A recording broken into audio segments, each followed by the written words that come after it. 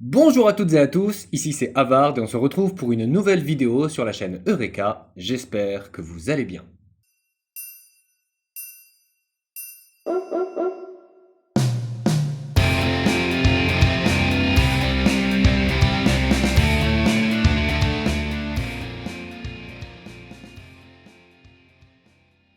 Cette vidéo a une saveur particulière pour moi et je vais vous expliquer pourquoi. Quand j'ai créé cette chaîne Eureka en 2019, j'avais pour ambition, qui est toujours la même aujourd'hui, de partager un maximum de connaissances et de culture générale sur les sujets les plus différents possibles.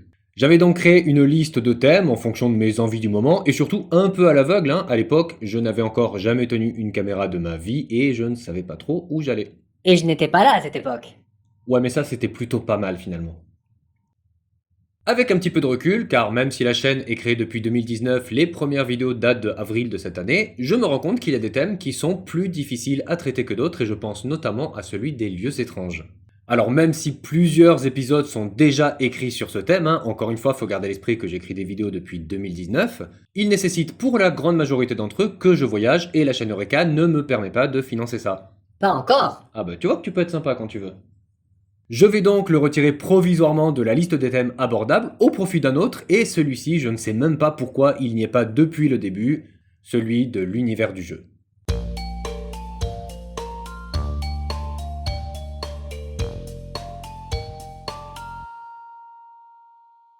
Dans ce thème, je ne vais pas me contenter de parler de jeux vidéo, mais avoir une approche bien plus globale en parlant des jeux de cartes, des jeux de plateau, des wargames qui se jouent avec des figurines, les paper games ou jeux de rôle papier qui se jouent avec des fiches et avec des dés, et bien évidemment les jeux vidéo. Il me semblait donc important de commencer par un épisode genèse, savoir ce qu'est un jeu et depuis quand on joue, mais vous commencez à avoir l'habitude des ouvertures de thèmes avec des épisodes de ce genre, puisque nous avons déjà traité les pirates, les serial killers et les animaux insolites de la même manière. Il est très difficile de donner une définition précise du mot jeu, mais si on devait résumer l'idée générale, on pourrait dire que le jeu, c'est la recherche et la procuration du plaisir par une activité physique ou mentale, sans y être contraint et sans autre but que celui de se divertir.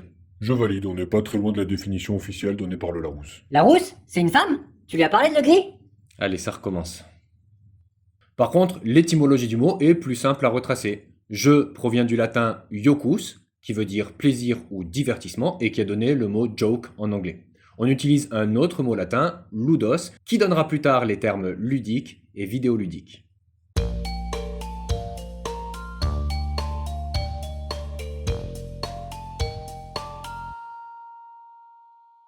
Les premières traces de jeu remontent à l'Antiquité et même, selon certains historiens, à la préhistoire. En effet, on retrouve de nombreux objets, bibelots, statuettes, créés à partir d'os, taillés dans de la pierre ou de la corne, dont on ne sait pas avec précision quelle a été leur utilité. Alors s'agissait-il de simples objets d'ornement, de bijoux pendentifs ou des réels premiers jouets de l'histoire? Il faut dire que l'étude de la préhistoire ne se fait qu'avec des trouvailles matérielles, mais on ignore encore beaucoup de choses sur le mode de vie de l'homme préhistorique. Et même si on les voit dans la pensée populaire chasser des mammouths ou allumer des feux, l'Homo sapiens et ses ancêtres et cousins ne passaient pas 100% de leur temps à la cueillette ou à la chasse.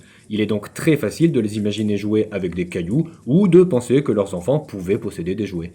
Mais faute de réelle certitude, nous allons commencer cette histoire du jeu dans l'Antiquité où des preuves plus tangibles sont parvenues jusqu'à nous. Dans l'ancienne Égypte se pratique le jeu du Sénet, attesté par des hiéroglyphes datant de 3100 avant Jésus-Christ. D'ailleurs, le Christ, grand gamer, hein. Il était imbattable au morpion quand il jouait avec les croix. Ce n'est ni vrai ni drôle. On est d'accord. Le Sénet se joue sur un plateau rectangulaire de 30 cases à l'aide de 5 à 7 pions selon les époques.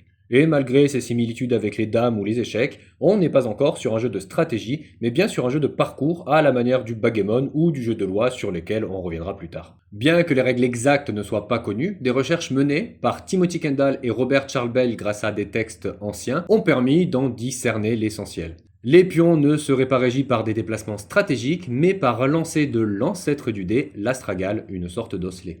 D'après mes recherches, on pourrait faire un parallèle entre le jeu du Sénet et nos petits chevaux d'aujourd'hui. Bien qu'il ne s'agisse pas du même jeu, ils ont une mécanique assez proche et un mode opératoire similaire.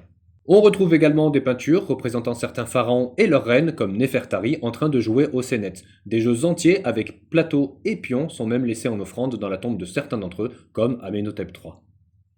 Dans les années 1920, on retrouve dans une des tombes royales de la Cité Dure en ancienne Mésopotamie et qui se situe dans l'Irak actuel, des plateaux d'un autre jeu que l'on baptisera le jeu royal Dur, ville dans laquelle on l'a découvert. Certains de ces plateaux datent de 2600 à 2400 avant Jésus-Christ. Tout comme son cousin égyptien, il s'agit d'un jeu de plateau. D'ailleurs, certains d'entre eux disposaient au verso d'un jeu du Sénète, ce qui permettait à son propriétaire de jouer à l'un ou à l'autre avec la même boîte de jeu. Le plateau du jeu dur est agrémenté de 20 cases avec une disposition asymétrique. Il s'agit de nouveau d'un jeu de parcours qui doit être accompli par des pions, 7 au total. Le déplacement de ces pions se fait à l'aide de dés à 4 faces qui ne sont pas sans rappeler les dés tétraèdres utilisés encore aujourd'hui dans les parties de jeux de rôle, on y reviendra plus tard. Des trucs pointus là. Comme pour le Sénète, bien qu'il soit difficile d'appréhender les règles d'un jeu qui a 5000 ans, les travaux menés par Irving Finkel dans les années 1980 en s'aidant d'une tablette de moins 177 avant Jésus-Christ permettent de s'en faire une bonne idée. Irving Finkel est un conservateur du British Museum, musée dans lequel sont exposés la fameuse tablette et certains plateaux de jeu, qu'il s'agisse du jeu dur ou du Sénète. Ok, merci pour les précisions. A noter qu'il existe un jeu assez similaire au jeu royal dur, baptisé le jeu des 20 en référence aux 20 cases que contiennent le plateau et que l'on situe entre moins 1500 et moins 300. Gros gamer, hein, ces antiquaires. Ce n'est pas le bon terme. On retrouvera d'autres jeux de plateau durant l'Antiquité, comme le Ludus Duodecim Scriptorum, que l'on traduit du latin par jeu des 12 lignes, en référence à la disposition du plateau de jeu qui intègre 3 rangées de 12 cases et qui connaîtra un grand succès pendant l'Empire romain. On y joue des pions qui se déplacent par l'intermédiaire d'un jet de dés.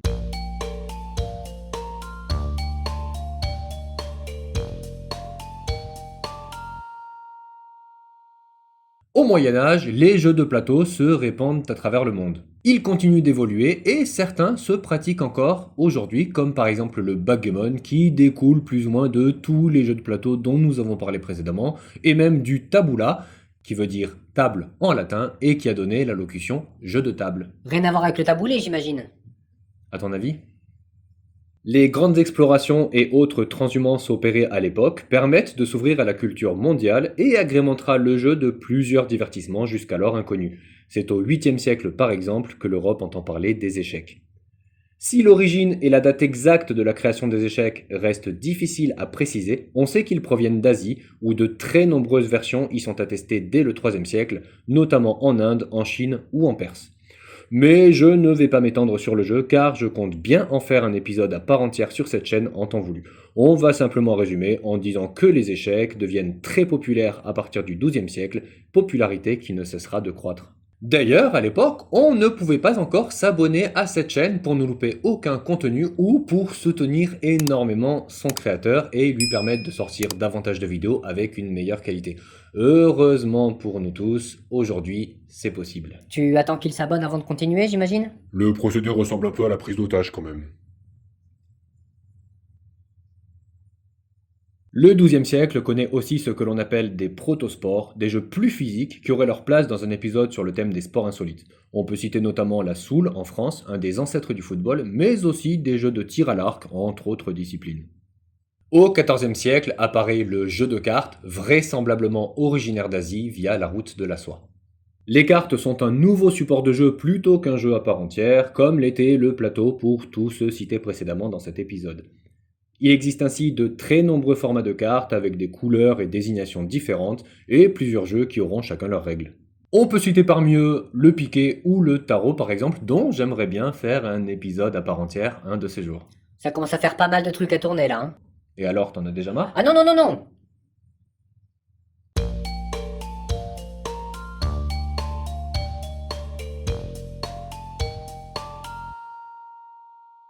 La période de la Renaissance voit la redécouverte de textes anciens qui, elle-même, permet la renaissance de jeux que l'on délaisse peu à peu au Moyen-Âge. Mais on s'oriente aussi vers de nouveaux jeux plus contemporains de l'époque, comme le jeu de loi introduit à la fin du XVIe siècle. Encore un jeu de parcours, 5000 ans après. Oui, mais pendant l'Antiquité, il était le seul style de jeu disponible, alors qu'aujourd'hui, les joueurs ont le choix. Et ça, dans l'univers du jeu, c'est très important parce que ça prouve que l'on commence à créer, imaginer, développer des nouvelles façons de jouer, ce qui permet de démontrer que le jeu prend une place de plus en plus importante dans la vie de tout bon citoyen. D'ailleurs, les jeux de cartes gagnent énormément en popularité et l'on commence même à les standardiser avec l'ajout de figures telles que nous les connaissons aujourd'hui, le roi, la dame, le valet, ainsi que les enseignes cœur, carreau, pique et trèfle. Et si la majorité des jeux de plateau de l'époque ne proposent que des parties à 2 joueurs, avec les cartes et autres jeux, comme celui de loi, on ouvre le champ des possibles et multiplie le nombre de joueurs. C'est aussi à cette époque que des jeux pratiqués au Moyen-Âge, comme le tir à l'arc ou les jeux de balle, deviennent des sports à part entière. Ainsi, en France, au XVIe siècle, en plus de la soule, nous retrouvons l'avènement et l'immense popularité du jeu de paume, auquel nous avons consacré un épisode à part entière que je vous invite à aller voir si ce n'est pas déjà fait. Non seulement on multiplie les univers de jeu, en passant du parcours à la stratégie, à l'adresse, au sport, à la réflexion, mais également les outils de jeu. Des outils? Il veut dire que les supports se multiplient, les dominos, les quilles, les dés, les fléchettes. Essaye de suivre le gris parce qu'on peut pas passer l'entièreté de la vidéo à tout expliquer.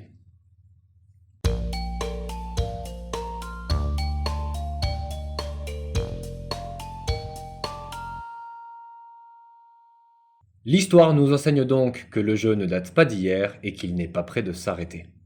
Au XXe siècle, dans les années 1950, se démocratisent les jeux de société dont vous avez forcément entendu parler et auxquels vous avez déjà joué au moins une fois. Le Monopoly, le Cluedo, Risk, le Scrabble. Ton préféré celui-là, non? Difficile à dire. Disons dans mon top 3 derrière le Trivial Pursuit et... Tiens, c'est vrai, il y en a tellement que je serais incapable de dire lequel je classerai en troisième. Ça sent l'épisode consacré aux jeux de plateau, ça. Et pourquoi pas, tiens. Les années 1970 voient arriver un nouveau style de jeu auquel j'ai consacré des centaines d'heures dans ma vie pour le plus grand des plaisirs, j'ai nommé le jeu de rôle, et plus précisément le jeu de rôle papier. Je me permets la précision parce que le jeu de rôle en lui-même existe depuis la nuit des temps. Un enfant qui joue avec une voiture en plastique ou qui promène une poussette avec sa poupée pratique déjà le jeu de rôle. Les animaux y jouent aussi, les chimpanzés qui jouent à s'attraper ou les chiens dans leur interaction sociale notamment. Il est même une méthode d'éducation et une excellente manière de développer sa créativité chez les humains. Encouragez vos enfants à jouer. Oui, faites-le, nom d'un chien. C'est ainsi que Gary Gygax et Dave Aronson créent Donjons et Dragons en 1974. J'en profite pour préciser d'ailleurs que le terme dungeon, que l'on a traduit donjon en français, fait davantage référence à des souterrains, comme des oubliettes par exemple, qu'à de véritables tours ou autres forteresses telles que la traduction peut le laisser penser. La précision est-elle nécessaire? Je sais que les joueurs comprendront vu que nombre de leurs parties se passent dans ce genre d'endroit. Je vous guiderai. Pas question que je lui tienne la main, autant te le dire. Le jeu de rôle se joue par le biais d'un narrateur appelé maître du jeu et de plusieurs joueurs équipés d'une fiche de personnage comprenant des caractéristiques propres à ceux-ci. Pour les néophytes, on pourrait comparer les parties de JDR à de véritables films, avec le maître des jeux qui narre le scénario à ses joueurs, qui vont interférer avec les éléments en fonction des aptitudes de leur personnage. Donjons et Dragons découle d'un autre jeu créé par Gary Gygax en 1971, mais qui était un wargame, du nom de Chainmail, qui veut dire côte de maille en anglais. Le wargame, c'est un jeu de plateau immense puisque le plateau est une table sur laquelle on va venir déplacer des figurines, un peu comme pour les échecs, mais en beaucoup plus grand. Les fans de wargame connaissent davantage les jeux de Games Workshop comme Warhammer Battle, Age of Sigmar ou encore Warhammer 40 000. Et là, on ne parle pas de 20 cases et de 7 pions, mais de tables qui peuvent mesurer plusieurs mètres de large et comporter des dizaines, voire des centaines de figurines pour les plus grosses parties.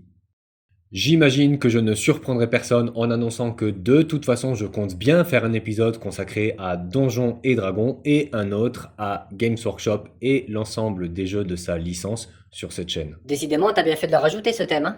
Ok oui.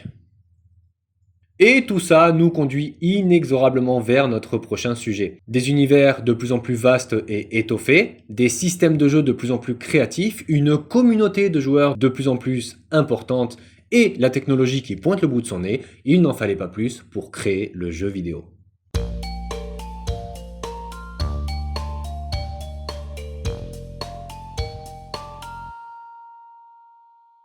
On pourrait croire que ce nouvel univers est assez récent dans la chronologie du jeu, mais pourtant, le premier jeu vidéo a bientôt 80 ans. Il s'agit du Cathode Ray Amusement Device, que l'on peut traduire par le dispositif de jeu à tube cathodique, inventé par Thomas Goldsmith Jr. et Ethel Rayman en 1947. Le jeu se compose d'un tube cathodique relié à un oscilloscope et de quelques feuilles de calque qu'il fallait mettre sur l'écran et qui faisaient office de sprite. Pas tout à fait d'ailleurs. Je peux développer? Vas-y. Le sprite est un élément graphique que l'on peut déplacer sur l'écran. Il peut s'agir d'un personnage contrôlé par le joueur ou d'un ennemi qu'il faut éviter. Or, les modèles graphiques des avions et autres bombardiers qui sont présents sur les calques sont immobiles. Tu marques un point, c'est vrai. Après, il s'agit vraiment des prémices du jeu vidéo, hein. Et d'ailleurs, beaucoup ne considèrent pas Cathode Ray Amusement Device comme le premier jeu vidéo, mais plutôt comme un ancêtre ou un lointain cousin, un jeu électronique analogique. Ah non, hein, on va pas intégrer la phylogénétique aux jeux vidéo, hein. Alors, on pourrait, hein, mais non, on va pas le faire.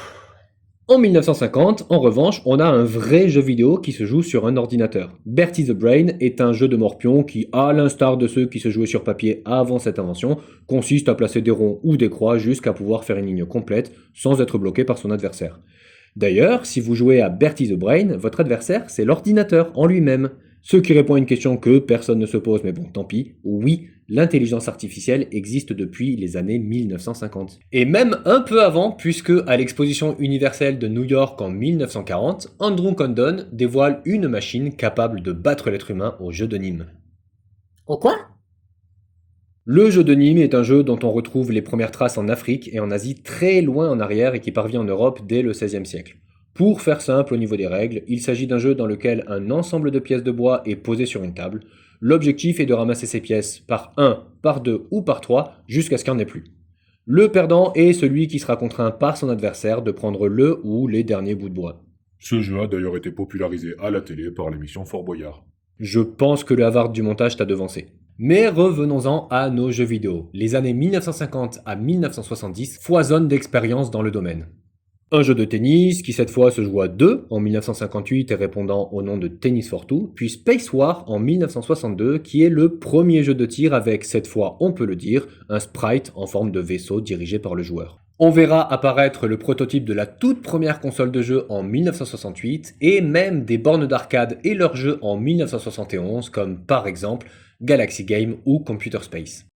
En 1972, pendant que le prototype de console dont on a parlé plus tôt devient officiellement Odyssey, la première console de jeu, la marque Atari développe Pong, le premier titre qui va connaître un succès commercial immense et largement populariser le jeu vidéo aux États-Unis. Le précurseur américain sortira sa première console en 1977 sous le nom Atari VCS, plus tard connu sous le nom de Atari 2600, qui deviendra la console première génération la plus vendue puisqu'il s'en écoulera 30 millions à travers le monde. Très vite, ce nouveau marché trouve son public, qui n'est pas constitué que d'enfants et qui n'est fermé à aucun style de jeu. En 10 ans d'existence, de 1972 à 1982, le marché du jeu vidéo principalement américain va créer plus de 700 consoles et s'exporter en France et va même se développer parallèlement au Japon. Mais l'industrie naissante du jeu vidéo va connaître ce que l'on appellera plus tard le crack des jeux vidéo en 1983 et causé par de nombreux facteurs. Toujours se méfier des gens de la poste. Déjà, se produit un phénomène qui n'est pas nouveau et que j'appellerais la ruée vers l'or. Tu ne vas pas relever son jeu de mots affligeant sur les facteurs? Non, tu sais, avec le gris, des fois, il vaut mieux jouer l'ignorance. Puisque les jeux vidéo sont en plein essor, ils attirent énormément d'entreprises, qu'elles soient spécialisées dans le domaine ou non. Cette dérive entraîne la réplication de plusieurs jeux phares comme Pac-Man, Pong ou le jeu du casse-brique, qui inondent littéralement le marché de clones qui ne sont pas forcément aussi bons que les jeux qu'ils copient, et même carrément plus mauvais pour la plus grande majorité. Tout ça entraîne inévitablement la lassitude du public qui voit sa hype redescendre. Les coupables ne seront pas les seuls impactés et leur gourmandise occasionnera de lourds dégâts financiers auprès des géants de l'industrie comme Atari. Le modèle économique dans lequel est vendu le jeu vidéo aux États-Unis et qui se rapproche de celui du jouet est aussi en cause. Il s'agit d'un système de consigne. Un revendeur qui n'arriverait pas à écouler un jeu vidéo peut le renvoyer à son créateur en échange d'un remboursement ou d'un nouveau titre plus récent qui fonctionnerait mieux. Évidemment, tout cela coûte très cher au studio, surtout lorsque les nouveaux titres ne plaisent pas davantage que les anciens, puisque saturation du marché et donc lassitude. Mais le malheur des uns faisant le bonheur des autres, cette crise américaine va permettre au marché asiatique de s'engouffrer dans la brèche par l'intermédiaire d'un outsider qui deviendra un géant de l'industrie, j'ai nommé la société Nintendo.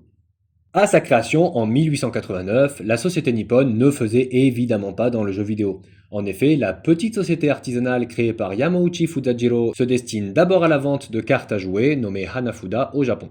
Et après être passé par le marché alimentaire avec la vente de portions de riz, la gestion de compagnies de taxi et même de love hotel si on en croit une rumeur malgré l'absence formelle de preuves, la société va se tourner vers le marché en plein boom du jeu vidéo dans les années 1970.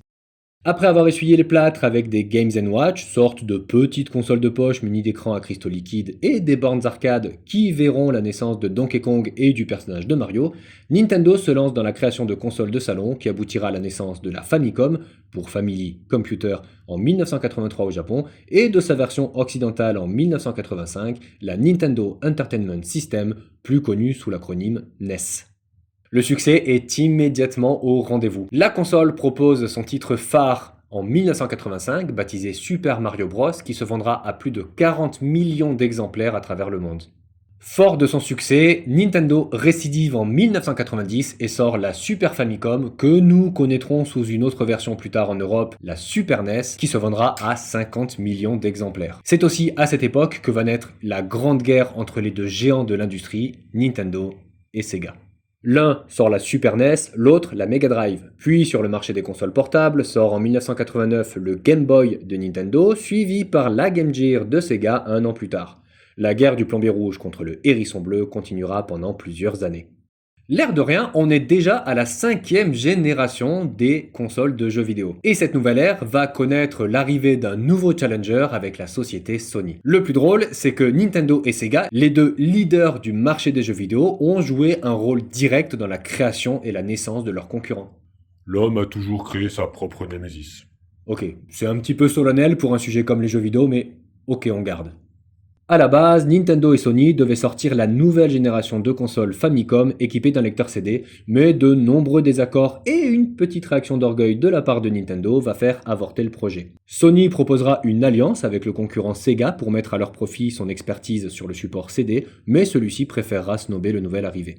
Et cette décision va sûrement être regrettée plus tard, puisque Sega va progressivement entamer son déclin sur le marché de la console de jeu, notamment avec la sortie de la Sega Saturn, nommée ainsi en référence aux anneaux de Saturne censés symboliser le CD-ROM, console qui va être jugée trop chère par son public européen. Pourtant, c'est bien Sega qui initie la 6e génération des consoles en produisant la Dreamcast qui a un meilleur succès lors de sa sortie en 2001. Malheureusement, le matraquage médiatique fait autour de la future sortie du concurrent, la PlayStation 2, lui met du plomb dans l'aile, et Sega, déjà affaibli financièrement, annoncera qu'ils ne sortiront plus de consoles de jeu. Mais revenons en 1994 lorsque la PlayStation sort. Le petit poussé de l'industrie va devenir très vite incontournable en réussissant en l'espace de 10 ans à vendre plus de 100 millions d'exemplaires de sa console. Ah oui, rien que ça. Elle connaîtra des titres qui sont considérés encore aujourd'hui comme les meilleurs jeux de tous les temps, comme par exemple Tomb Raider, Metal Gear Solid, Resident Evil et bien sûr le meilleur d'entre tous à mon goût, Final Fantasy VII. Comme dit précédemment, elle aura un successeur de taille, la PlayStation 2, qui est juste la console la plus vendue au monde, toute génération confondue. Et c'est une prouesse qu'elle réalise malgré l'arrivée d'un nouveau challenger sur le marché international, j'ai nommé Microsoft. Après avoir tenté d'approcher Sony pour aider au développement de la PlayStation et collaborer avec Sega pour porter leur système d'exploitation Windows sur Dreamcast, Microsoft décide de se lancer dans l'univers des consoles en solo et sort sa première machine, la Xbox, le 15 novembre 2001. Et évidemment, la firme est loin d'être un petit poussé malgré son statut d'outsider dans ce nouvel univers et arrive sur le marché avec un tas de nouveautés par rapport aux autres consoles. Un disque dur intégré, une carte réseau Ethernet et même la possibilité via un accessoire de faire fonctionner la console en Wi-Fi. Un an après la commercialisation de la console sortira le Xbox Live qui, couplé à la carte réseau, prouve la volonté de Microsoft de s'orienter vers les jeux en ligne. Sans arriver complètement à surpasser ses concurrents, surtout la PlayStation 2, la Xbox fait une entrée remarquée sur le marché, à tel point qu'elle dépassera même les ventes du Nintendo GameCube à la fin de sa vie, et qu'elle aura droit à plusieurs suites, dont par exemple le Xbox 360 en 2005 et la Xbox Live en 2013. À l'heure où j'écris cette vidéo, nous en sommes déjà à la 9e génération de consoles et évidemment les 3 leaders du marché sont toujours présents. Il y a notamment la Switch de chez Nintendo, la PlayStation 5 de Sony et les Xbox Series de chez Microsoft. À noter un essai du papa de l'iPhone, Apple, sur le marché de la console avec l'Apple Pippin sorti en 1996 et qui a déjà certaines caractéristiques qui sont également celles qu'ont fait naître la Xbox de chez Microsoft. Tu veux dire que Microsoft aurait copié sur Apple pour sortir un produit? Non, je mets de la vie, ça se saurait, voyons.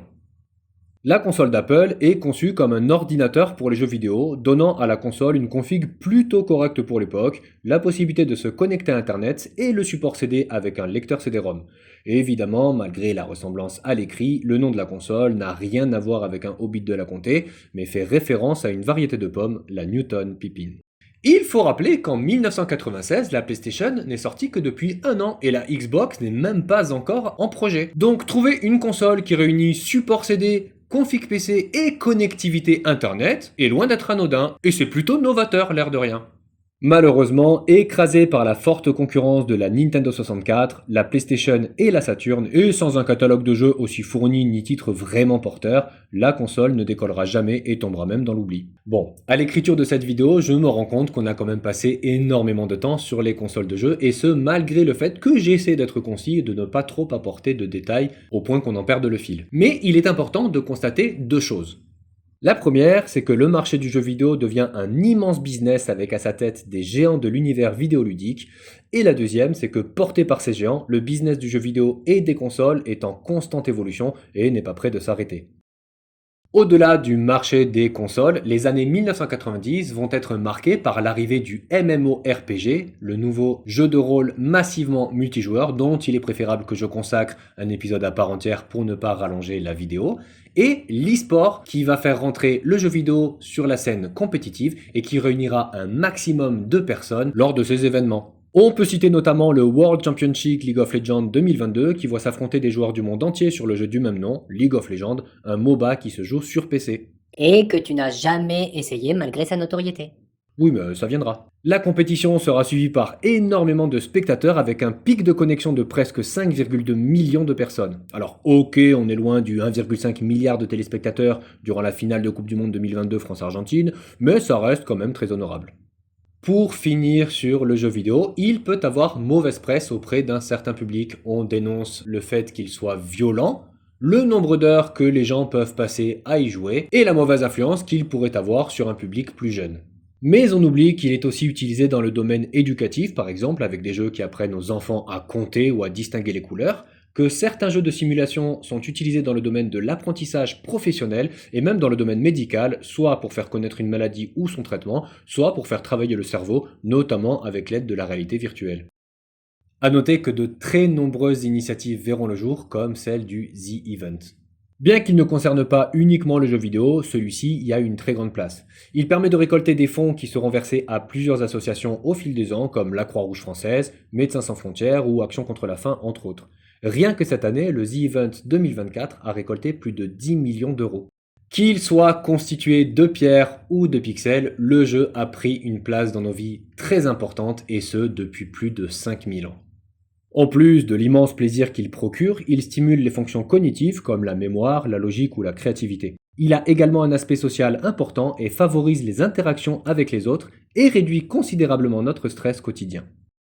Je suis moi-même un grand gamer dans l'âme et ce depuis ma plus tendre enfance. J'ai même créé plusieurs jeux dont des paper games qui nous ont très souvent réunis autour d'une table avec une demi-douzaine de joueurs et je vous promets que les rires et les instants de complicité partagés à ce moment-là sont rares et hyper précieux.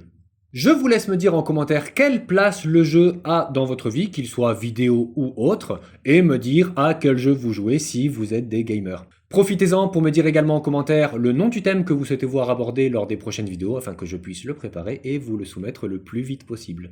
En attendant, c'est la fin de cette vidéo que j'ai été ravi de tourner. J'espère qu'elle vous a plu. C'est vrai que le format est un peu plus long que d'habitude, mais j'avais beaucoup de choses à dire pour présenter ce thème. Si ça vous a plu, n'hésitez pas à laisser un petit like ou un commentaire et à partager cette vidéo, évidemment. Quant à moi, je vous retrouve très vite pour un prochain épisode. En attendant, prenez soin de vous.